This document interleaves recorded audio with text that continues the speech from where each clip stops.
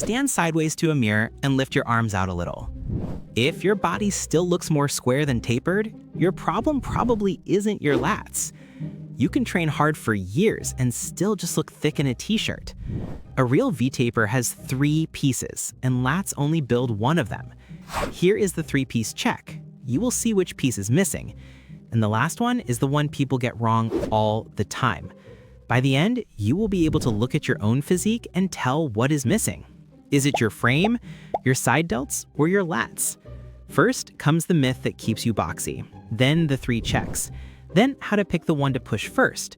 The usual frustration is obvious. You do pull-ups, pull-downs, rows, all the respectable back day stuff. And from the front, you still look square. That happens because lats only add one side of the shape. If your shoulders look narrow and your side delts are flat, more back work just makes your torso thicker without improving the taper. You get bigger, but not broader. That is why someone can look impressive from the back and still look pretty ordinary from the front. The top of the body never got wider, and that's the bit people actually notice first in clothes. So stop asking if you need more lat volume as your first question. Run the 3-piece check instead. First, look at your collarbone spread from the front. Second, look at your side delts, the outer part of your shoulder from the front and the side. Third, look at the width under your arms from your lats. Around a 1.6 shoulder to waist ratio is where a V-taper starts to look obvious. And the first thing that ratio exposes is usually not your back at all. Drop a comment with your guess. Is your missing width really a lat problem, or is it your side delts? First piece, the frame. This is the guy who has decent muscle, but his shoulders still look rolled in. He doesn't look small exactly, he just doesn't look broad. Your clavicles, your collarbones, are the shelf the rest of your upper body hangs from. You can't make them longer, but you can stop hiding the width you already have. When your shoulder blades sit slumped forward, that whole top line points inward. Even good lats look smaller from the front because your upper body looks closed instead of open. A small posture change can do a lot here. Annoying because it's less glamorous than another pull down, but there we are. The fix is simple. Add rear delt work and scapular retraction work to your upper body training. Rear delts are the back of the shoulder. They help pull your shoulders into a better position. Then check it with one front photo every couple of weeks. Stand relaxed, but open. If your collarbone line looks more level and wider, you're fixing the frame. You can't change clavicle length, but changing shoulder blade position can make that fixed frame look wider right away. Without this piece, your physique never looks broad and composed. It looks caved in and smaller than it really is. Now the second piece, and this is the one most guys are missing. Interest. Side delts, the outer part of your shoulder. This is the common lifter who presses a lot. His front delts grow, his traps grow. Sometimes his neck starts looking involved in every exercise for no good reason. But his shoulders still don't look wide. That's because the lateral delt is the part that actually widens your outline. Pressing mostly builds the front of the shoulder and the traps. It does not build the outer shoulder width that makes your waist look smaller. If you skip direct side delt work, your body gets more muscular without getting more tapered. So make side delts a real priority. Run strict lateral raises 2 to 3 times per week. Use the 15 to 25 rep range most of the time.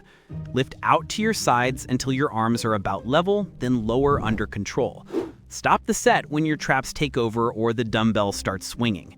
If it turns into a little full-body dance, the side delt is no longer doing much. This matters because lateral raises hit the side delt more than overhead presses do. Presses are fine, they are just not your width exercise. If that clarified why pressing and pulling still were not changing your shape, hit like. Missing side delts leaves you looking upright and solid, not wide. And wide is the look you were actually chasing. Now for the third piece, the one people love to blame first. The lats, the wide muscles down the sides of your back. This is when more lat work really is the right answer, but only now. If your frame already looks open and your side delts already add width, then one more check matters. If your upper body still does not narrow clearly into your waist, your lats are the part holding the look back. Lat flare depends on a few things. One is insertion height, which is fixed. Some people have lats that run lower and create more visible width under the arm, some do not. If yours insert high, chasing endless lat volume will not give you that lower flare. It usually just adds more upper back density while the visual problem stays put. In that case, shoulder width and waist control matter even more. How you train your lats matters too. Elbow path matters more than grip width. Pull through a full stretch and a full squeeze. Keep the elbows controlled instead of yanking the weight anywhere it will go. And spread shoulder and lat work across 2 to 3 sessions each week, not one heroic Monday. Most visible width changes show up over 6 to 12 months when delt and lat work are spread that way. This is also where waist management matters. Keep body fat around the 12 to 15% zone if you want the shape to show. And stop doing heavy side bends and weighted twists if your goal is a sharper taper. Building a thicker waist and asking why the V is missing is a rough deal.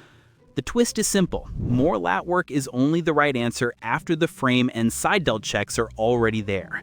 Until then, your back day fix is aimed at the wrong problem. If you like fitness explained this way, subscribe. Here's how to make this show up faster. Keep one dedicated movement for it in every upper body session for your next training block. If your frame is weak, keep rear delts and retraction work in. If your side delts are weak, keep lateral raises in every session. If the first two are solid and the lats are missing, then push lat work hard. When that weak piece stops lagging, rotate the priority. Don't just keep adding more pulling because it feels productive. A V-taper has 3 parts. First, make the frame look wide. Then build your side delts, then use lats to finish the look. If you only train the third piece, you usually just make your torso thicker. So the one thing to keep is simple. Stop training your V-taper like it lives in your lats alone. Run the 3-piece check, find the missing driver, and build the shape that actually shows from the front.